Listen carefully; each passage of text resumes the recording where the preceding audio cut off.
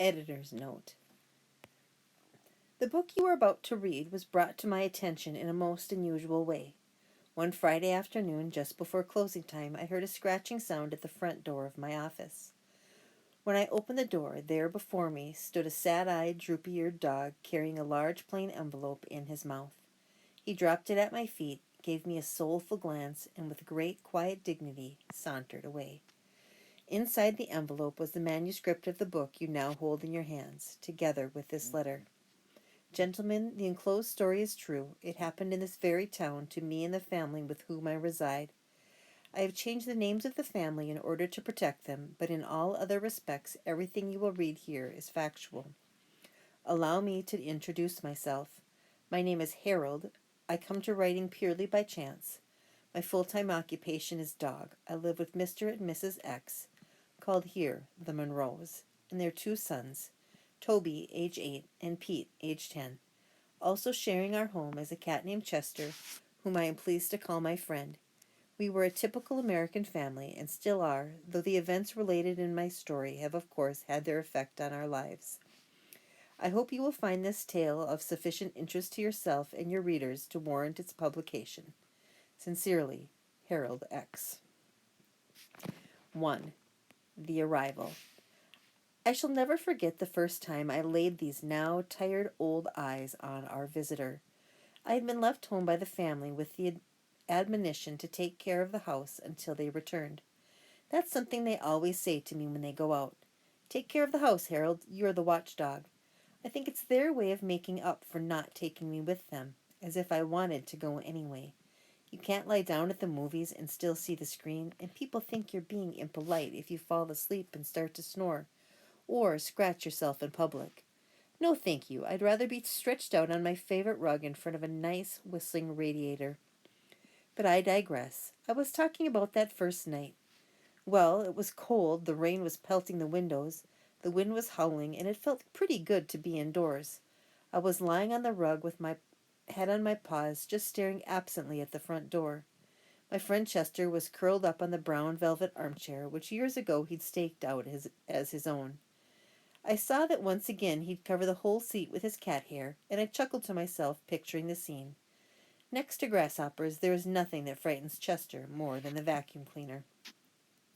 In the midst of this reverie, I heard a car pull into the driveway. I didn't even bother to get up and see who it was, since it had to be my family, the Monroes, since it was just about time for the movie to be over. After a moment, the front door flew open. There they stood in the doorway, Toby and Pete and Mom and Dad Monroe. There was a flash of lightning, and in its glare I noticed that Mr. Monroe was carrying a little bundle, a bundle with tiny glistening eyes. Pete and Toby bounded into the room, both talking at the top of their lungs. Toby shouted, "Put him over here, Dad!" "Take your boots off, you're soaking wet," replied his mother somewhat calmly, I thought, under the circumstances. "But, Mom, what about the—" "First, stop dripping on the carpet." "Would somebody like to take this?" asked Mr. Monroe, indicating the bundle with the eyes. "I'd like to remove my coat." "I will," Pete yelled. "No, I will," said Toby. "I found him." "You'll drop him." "I will not." "You will too." "Mom, Pete punched me." "I'll take him," said Mrs. Monroe. "Take off your coats this minute." But she became so involved in helping the boys out of their coats that she didn't take him at all. My tranquil evening had been destroyed, and no one had even said hello to me. I whimpered to remind them that I was there. "Harold," cried Toby, "guess what happened to me?" And then all over again, everyone started talking at once. At this point, I feel I must explain something. In our family, everyone treats everyone else with great respect for his or her intelligence. That goes for the animals as well as the people. Everything that happens to them is explained to us. It's never been just "Good boy, Harold," or "Use the litter box, Chester," at our house. Oh no, with us, it's "Hey, Harold, Dad got a raise, and now we're in a higher tax bracket." Or "Come sit on the bed, Chester, and watch this Wild Kingdom show. Maybe you'll see a relative." Which shows just how thoughtful they are. But after all, Mr. Monroe is a college professor, and Mrs. Monroe is a lawyer, so we think of it as a rather special household, and we therefore rather special pets. So it wasn't at all surprising to me that they took the time to explain the strange circumstances surrounding the arrival of the little bundle with the glistening eyes now among us. It seems that they had arrived at the theater late, and rather than trip over the feet of the audience already seated, they decided to sit in the last row, which was empty. They tiptoed in and sat down very quietly so they wouldn't disturb anyone. Suddenly, Toby, who's the little one, sprang up from his chair and squealed that he had sat on something. Mr. Monroe told him to stop making a fuss and move to another seat. But in an unusual display of independence, Toby said he wanted to see just what it was he had sat on. An usher came over to their row to shush them, and Mr. Monroe borrowed his flashlight. What they found on Toby's chair was the little blanketed bundle that was now sitting on Mr. Monroe's lap. They now unwrapped the blanket, and there in the center was a tiny black and white rabbit, sitting in a shoebox filled with dirt. A piece of ribbon had been tied to his neck. A piece of paper had been tied to his neck with a ribbon.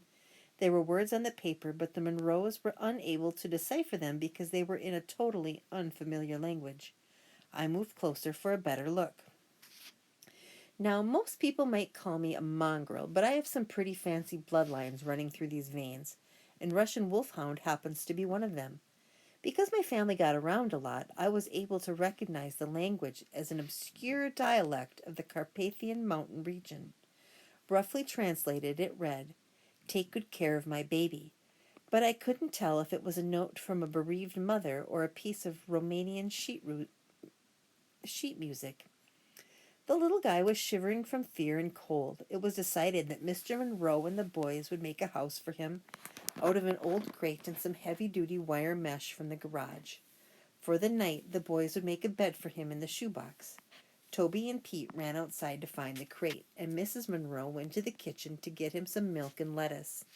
Mr. Monroe sat down, a dazed expression in his eyes, as if he were wondering how he came to be sitting in his own living room in a wet raincoat with a strange bunny on his lap. I signaled to Chester, and the two of us casually moseyed over to a corner of the room. We looked at each other. "Well, what do you think?" I asked. "I don't think rabbits like milk," he answered. Chester and I were unable to continue our conversation because a deafening crash commanded our attention. Pete yelled from the hallway, "Ma, Toby broke the rabbit's house." "I didn't, I just dropped it. Pete won't let me carry it." "It's too big. Toby's too little." "I am not. You are too." "Okay, fellas," Mrs. Monroe called out as she entered with the milk and lettuce. "Let's try to get in here with as little hysteria as possible, please." Chester turned to me and said under his breath, "That lettuce looks repulsive, but if there's any milk left, I get it." I certainly wasn't going to argue with him. I'm a waterman myself. At that moment the crate arrived, barely standing the strain of being pulled in two directions at once. "Ma, Toby says he's going to keep the rabbit in his room. That's not fair. Harold sleeps in his room." Only sometimes, I thought, when I know he's got a leftover ham sandwich in his drawer. Toby's a nice kid, don't get me wrong, but it doesn't hurt that he shares his stash with me. It was, after all, at one of those late-night parties in Toby's room that I first developed my taste for chocolate cake. And Toby, noting my preference, has kept me in chocolate cake ever since. Pete, on the other hand, doesn't believe in sharing, and the only time I tried to sleep on his bed, he rolled over on me and pinned me by my ears, so that I couldn't move for the rest of the night. I had a crick in my neck for days. "But he's mine," Toby said. "I found him." "You sat on him, you mean." "I found him, and he's sleeping in my room." "You can keep smelly old Harold in your room, and Chester too if you want to, but I'm going to keep the rabbit in mine." Smelly old Harold! I would have bitten his ankle, but I knew he hadn't changed his socks for a week. Smelly indeed. Mr. Monroe spoke up. "I think the best place for a rabbit is right here in the living room on that table by the window. It's light there, and he'll get lots of fresh air." "Pete's taller than I am," Toby cried. "He'll be able to see the rabbit better." "Too bad, Squirt." "Okay," said Mrs. Monroe through clenched teeth. "Let's put him to bed and make him comfortable. Then we can all get some sleep." "Why?" Pete asked. "I don't want to go to sleep." Mrs. Monroe smiled a little too sweetly at Pete. "Look, Ma," said Toby, "he's not drinking his milk." Chester nudged me in the ribs. "Didn't I tell you?" he asked. "Excuse me while I make myself available." "Hey," said Toby. "We gotta name him." "Can't that wait until tomorrow?" asked Mr. Monroe. The boys shouted in unison. "No, he has to have a name right now." I have to say I agreed with him. It took them 3 days to name me, and those were the 3 most anxious days of my life. I couldn't sleep at all, worrying that they were really going to call me Fluffy, as Mrs. Monroe had suggested. "Well, all right," sighed Mrs. Monroe. "What about, oh, say, Bun Bun?" Uh-oh, there she goes again, I thought. Where does she get them? "Yuck," we all said. "Well then, how about Fluffy?" she offered hopefully. Pete looked at his mother and smiled. "You never give up, do you, Ma?" Meanwhile, Chester, who had also been named Fluffy for a short time, was rubbing against Mrs. Monroe's ankles and purring loudly. "No, Chester, not now," she said, pushing him aside. "He wants to help us name him, don't you, Chester?" Toby asked as he scooped him up into his arms. Chester shot me a look. I could tell this was not what he had in mind. "Come on, Harold," Toby called. "You've got to help with the name, too." I joined the family, and serious thinking began. We all peered into the box. It was the first time I had really seen him. "So this is a rabbit," I thought. "He sort of looks like Chester, only he's got longer ears and a shorter tail, and a motor in his nose." "Well," said Pete after a moment, "since we found him at the movies, why don't we call him Mr. Johnson?" There was a moment of silence.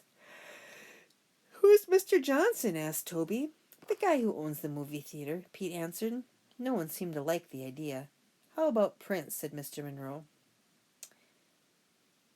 "Dad," said Toby, "are you kidding?" "Well, I had a dog named Prince once," he replied lamely. "Prince," I thought, "that's a silly name for a dog." "We found him at a Dracula movie. Let's call him Dracula," Toby said. "That's a stupid name," said Pete. "No, it's not. And anyway, I found him, so I should get to name him." "Mom, you're not going to let him name him, are you? That's favoritism, and I'll be traumatized if you do." Mrs. Monroe looked in wonder at Pete. "Please, Mom, please, Dad, let's name him Dracula," cried Toby. "Please, please, please." And with each please, he squeezed Chester a little harder. Mrs. Monroe picked up the bowl of milk and moved toward the kitchen. Chester followed her every movement with his eyes, which now seemed to be popping out of his head. When she reached the kitchen door, she turned back and said, "Let's not have any more arguments. We'll compromise. He's a bunny, and we found him at a Dracula movie, so we'll call him Bunnicula. That should make everybody happy, including me." "What about me?" muttered Chester. "I won't be happy until she puts down that milk." "Well, guys, is that okay with you?" she asked. Toby and Pete looked at one another, and then at the rabbit. A smile grew on Toby's face. "Yeah, Ma, I think that name is just right." Pete shrugged. "It's okay, but I get to feed him." "Okay, I'm going to put the milk back in the fridge. Maybe he'll drink it tomorrow." "What about Chester?" Toby said, dropping the frantic cat to the floor. "Maybe he would like it." Chester made a beeline for Mrs. Monroe and looked up at her plaintively. "Oh, Chester doesn't want any more milk, do you, Chester? You've already had your milk today." She reached down, patted Chester on his head, and walked into the kitchen. Chester didn't move. "Okay, bedtime," said Mr. Monroe. "Good night, Bunnicula," Tony said. "Good night, Count Bunnicula," Pete said sarcastically, in what I took to be his attempt at a Transylvanian accent. I may be wrong, but I thought I saw a flicker of movement from the cage. "Good night, Harold. Good night, Chester." I licked Toby good night. "Good night, Smelly Harold. Good night, Dumb Chester." I drooled on Pete's foot. "Mom, Harold drooled on my foot." "Good night, Pete," Mrs. Monroe said with great finality as she came back into the living room. And then more calmly, "Good night, Harold. Good night, Chester." Mr. and Mrs. Monroe went up the stairs together. "You know what, dear?" Mr. Monroe said. "That was very clever. Bunnicula. I could never have thought of a name like that." "Oh, I don't know, Robert." She smiled as she put her arm through his. "I think Prince is a lovely name, too." The room was quiet. Chester was still sitting by the closed kitchen door in a state of shock. Slowly he turned to me. "I wish they had named him Fluffy," was all he said.